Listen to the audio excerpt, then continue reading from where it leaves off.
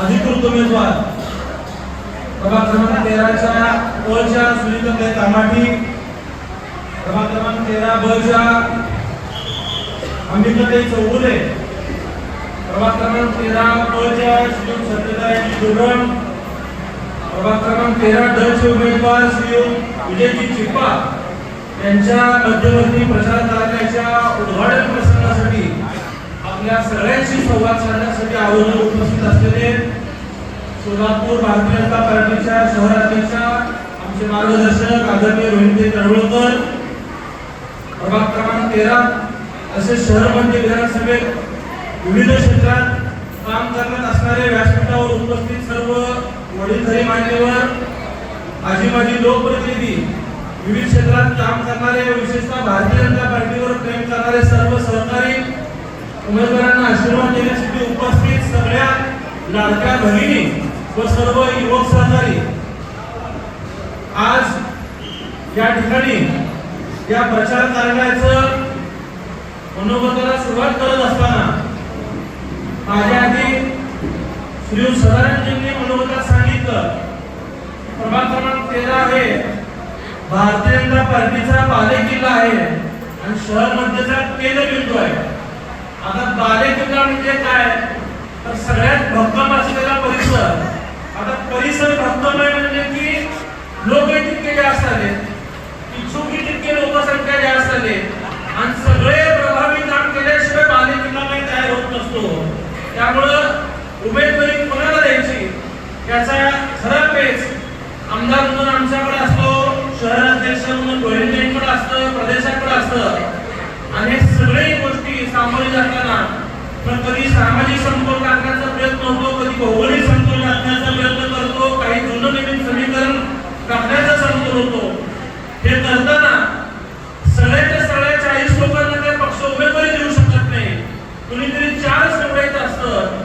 ते 4 निवडले म्हणजे ते 4 लाडके आहेत आणि बाकीचे 36 परके आहेत असं होत नाही.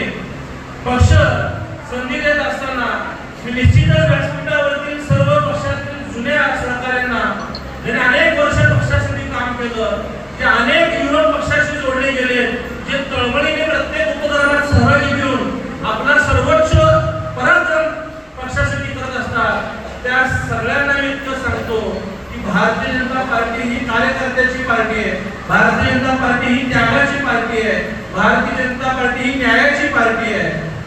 आज आपल्यापैकी अनेकांना पक्ष उमेदवारी देऊ शकला नाही तरी तुमचं मन मोठं आहे की तुम्ही एक दिवस घरात बसला नाही, पक्षाचा आदेश मानून तुम्ही पक्षाच्या उमेदवाराला निवडण्यासाठी एक पाऊल पुढे येऊन सगळ्यांनी आज या पक्षाच्या विजयासाठी एकत्रित परिश्रम करतात यासाठी मी आपल्या सगळ्यांचं कौतुक करतो, आपलं अभिनंदन करतो. परंतु मनोगत व्यक्त होताना मी सर्व ज्येष्ठ मान्यवरांचं, विशेषतः विजयताई असतील, यादगिरी काका असतील, सदानंदजी असतील, भूपती काका असतील, कमशेट्टी असतील, दिलीप शिंदे असतील, अनेक जण पक्षाकडे प्रभावीपणे इच्छुक होते, महेशजी अरकुंडे असतील, सगळ्यांना काही न्याय देणं शक्य नव्हतं म्हणून मी सगळ्यांची मनापासून जाहीर व्यासपीठातून माफी मागतो.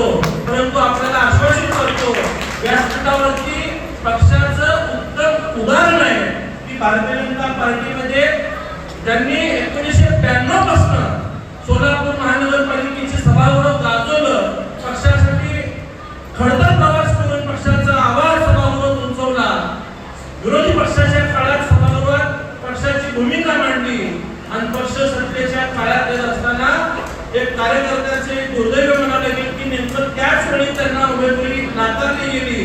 परंतु ते कधी बंडखोरीच्या भूमिकेत गेले नाही, कधी पक्षाच्या नाराजीच्या भूमिकेत गेले नाही, पक्षाचा आदेश मानून पक्षाशी काम करत राहिले आणि काळाचा महिमा इतका मोठा असतो की त्यांची उमेदवारी 2017 नाकारली गेली. आज 2026 चे एबी फॉर्म याच वेळी त्यांच्या हातात दिले गेलं. हे फक्त आणि फक्त भारतीय जनता पार्टीमध्येच होऊ शकतं हा विश्वास, हा उत्तम उदाहरण आपल्या समोर असल्या व्यासपीठावरती बसलेले आहे. त्यामुळे मी आपल्या सगळ्या सहकाऱ्यांना सांगतो की आपण पक्षासाठी आणखी प्रभावीपणे, आणखी जबाबदारी काम करण्याची आपली सगळ्यांची भूमिका राहावी. येणाऱ्या काळात निश्चितच आपल्या कार्याची दखल घेऊन आपल्याला न्याय देण्याचा प्रयत्न भारतीय जनता पार्टी करेल हा विश्वास करतो. उद्याच्या महापालिकेच्या निवडणुकीला मतदानाला जाताना आपल्याला वाटतं की भारतीय जनता पार्टीला मत का द्यायचं, भारतीय जनता पार्टीला मतदान कशासाठी करायचा. मी तर 2026 ला भारतीय जनता पार्टीतून आमदार झालो आहे, परंतु तुम्ही 2017 ची निवडणूक होण्यासमोर आठवा.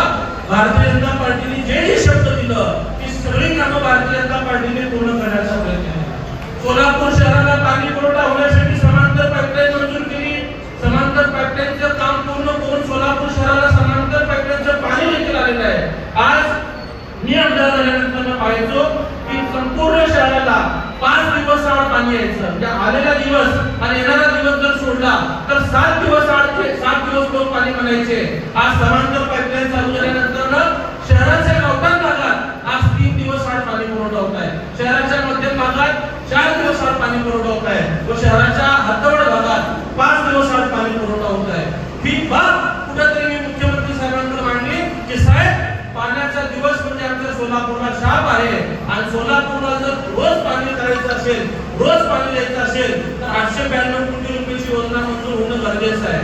मी त्या बैठकीला होतो. फेब्रुवारी महिन्याची ती बैठक होती, मार्च महिन्याची अधिवेशनाच्या काळातली. अनेक राज्याच्या मोठ्या अधिकाऱ्यांनी सांगितलं काल परवा सोलापूरला समांतरसाठी 1000 कोटी दिले असताना आता पुन्हा नव्याने 892 कोटी रुपये कसे द्यायचे.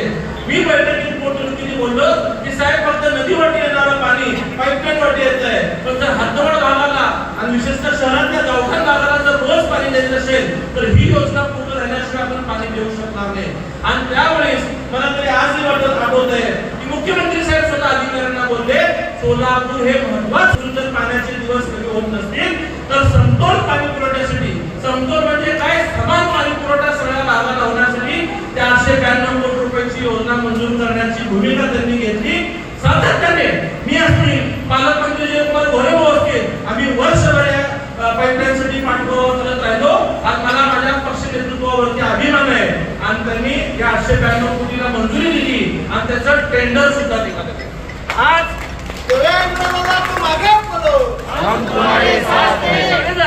या ठिकाणी प्रचार कार्यालयाला शुभारंभासाठी आला तुम्ही.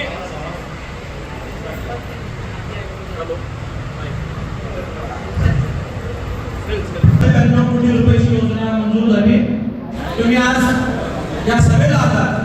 सभेला घरी गेल्यानंतर तुम्हाला घरातले कुटुंब विचारतील की कुठे गेला होता, तर तुम्ही सांगता की भारतीय जनता पार्टीच्या प्रचाराला गेलो होतो. कोण आलो होतो म्हणून विचारता तर तुम्ही सांगता रोहिणी आल्या होत्या, आमदार देवेंद्र दादा आला होता.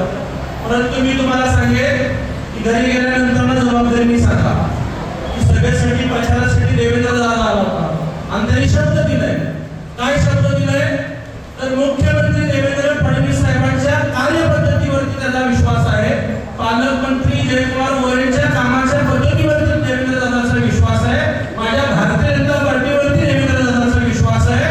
म्हणून मी एक शब्द जबाबदारी सांगतो की सोलापूर शहराला रोज पाणी पुरवठा केल्याशिवाय आमदार देवेंद्र मोठे स्वतःचं मत मागायला पुढच्या वेळेस निवडणुकीला तुमच्या घरी येणार नाही. हा विश्वास, हा जबाबदारीचा शब्द माझ्या माता भगिनींना मी आज आपल्या या माध्यमातून देतो. मला कळवळ आहे की आमच्या माता भगिनी आज कामाला बाहेर जात असताना पाणी येणारे म्हणून काम सोडून घरी थांबावं लागतं आणि हे पाण्याचं प्रश्न निकाली करण्यासाठी मी निश्चित प्रयत्नशील असेल हा विश्वास देतो.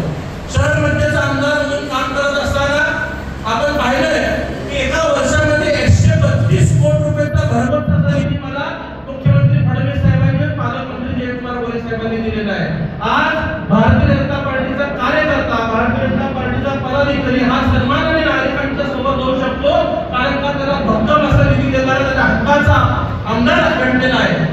आपण जर आकडेवारी काढून बघितली तर ह्या पूर्वीच्या आमदारांना मागच्या 5-10 वर्षात जितकी निधी मिळाली नाही तितकी निधी आपल्याला मुख्यमंत्री साहेबांनी 1 वर्षात या शहरामध्ये विधानसभेला दिलेला आहे. आणि मला विश्वास आहे की येणाऱ्या काळात सुद्धा आपला कार्यकर्ता, आपला बूथ प्रमुख, आपला शक्ती केंद्र प्रमुख मागे तितकी निधी उपलब्ध करून देण्याची जबाबदारी माझी असेल हा विश्वास मी आपल्याला या माध्यमातून देतो. सोलापूरच्या तरुणांचं स्वप्न होतं की सोलापूर शहर हे वस्त्रोद्योगाचं शहर आहे, बिडी कामगारांचं शहर आहे. हा वस्त्रोद्योग, बिडी कामगार अडचणीत येत असताना आमची नवी पिढी ही अभियांत्रिकी शिकत आहे, इंजिनिअरिंगचं काम करत असताना नोकरीसाठी IT कंपनीच्या शोधात नाही तरी बाहेर जावं लागतं, आई वडिलांपासून लांब राहावं आणि हे कुठेतरी अडचण दूर व्हायची असेल तर सोलापूरला आयटी कंपनी आली पाहिजे. परंतु आयटी कंपनी येण्यासाठी सगळ्यात महत्त्वाचं काय तर सोलापूरला विमान सेवा सुरू झाली पाहिजे. आपण बघितलंय की सोलापूरला दुर्दैवाने आपले जे खासदार प्रणिती शिंदे आहेत ते ओपन चॅलेंज करायचे. प्रणिती शिंदेने वारंवार चॅलेंज केलं की सोलापूरची विमान सेवा चालू होणं शक्य नाहीये, सोलापूरच्या विमानतळावर विमान उड्डाण सेवा सुरू होणं शक्य नाहीये. परंतु कामाची गॅरंटी म्हणजेच देवेंद्र फडणवीस साहेब आहे. आणि आज सोलापूरच्या विमानतळावर विमान सेवा सुद्धा सुरू झाली, विमान गोव्याला सुरू झालं, विमान मुंबईला सुरू झालं. उद्याच्या काही दिवसात विमान बेंगलोरला जाणार आहे, विमान आपल्या भक्तांना घेऊन तिरुपतीला जाणार आहे. या सगळ्या गोष्टींमुळे आपण जगाशी जोडले गेलोय आणि ही अडचण दूर झाल्यामुळं मुख्यमंत्री साहेब आग्रही होते की आज पुणे असेल, बेंगलोर असेल, हैदराबाद असेल या मेट्रो सिटी मध्ये जी आयटी कंपनीची अडचण आहे त्याला पर्याय म्हणून सोलापूर सारखं एक शहर त्यांच्या समोर पर्याय द्यायचा आणि सोलापूर शहराला मोठ्या आयटी कंपनी आणायची आणि त्याही प्रकल्पाला मंजुरी मुख्यमंत्री साहेबांना दिली. आणि मला भारतीय जनता पार्टीवरती विश्वास आहे की येणाऱ्या काळात सोलापूर म्हणजे आयटी कंपनीच्या कामाला देखील प्रत्यक्षात सुरुवात होईल आणि इथल्या तरुणांना आपल्या घरीच या सोलापूर शहरात रोजगार मिळेल आणि आपल्या आई वडिलांच्या जवळ राहण्याचं पुण्य त्या मुलाला मिळणार आहे, ते भारतीय जनता पार्टीला मिळणार.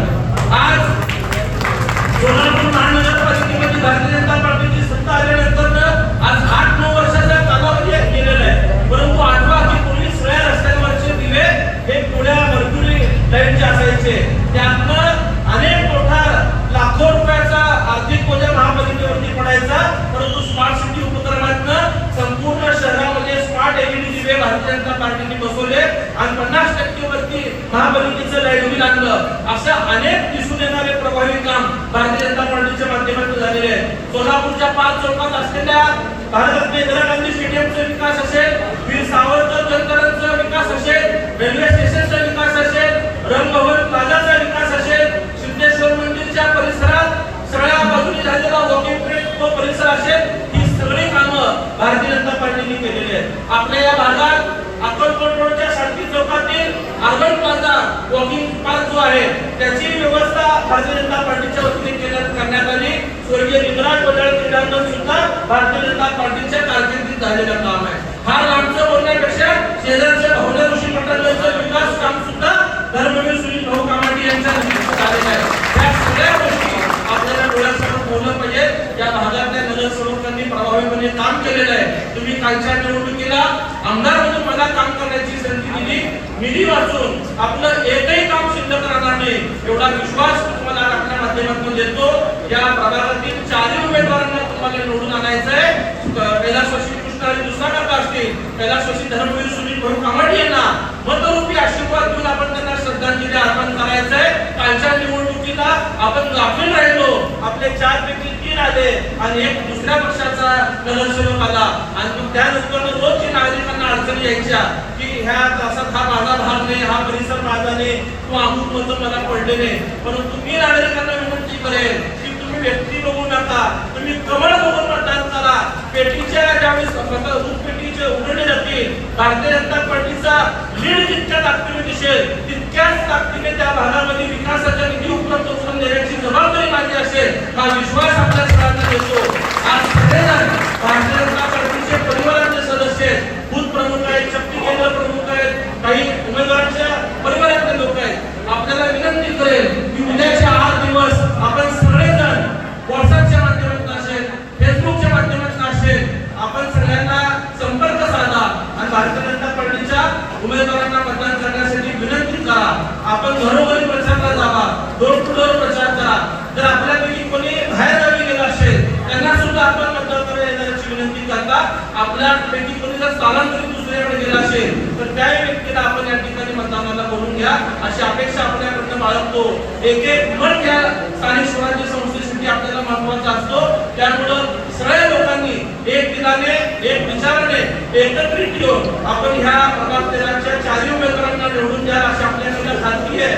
मनोबल व्यक्त करताना तुम्ही बोललात की बाले किल्ला आहे, परंतु आता तुमच्या हातात आहे की शहरातल्या विशेषतः शहर मध्यमधल्या सगळ्यात जास्त निवडणूक भारतीय जनता पार्टीची उमेदवार निवडून येणारा प्रभाग 13 आहे.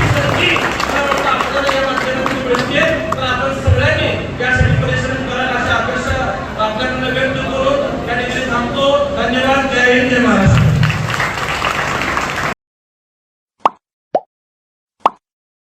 Like, subscribe, click on the bell.